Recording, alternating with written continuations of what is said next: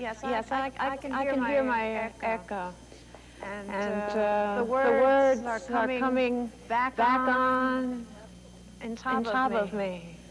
The The words are spilling out of my head and and then then returning into my ear.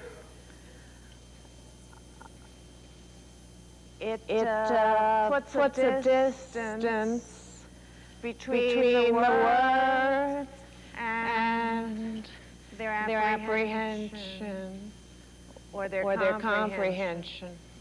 The The words words coming back seem slow. They don't seem to have the same forcefulness as when I speak them.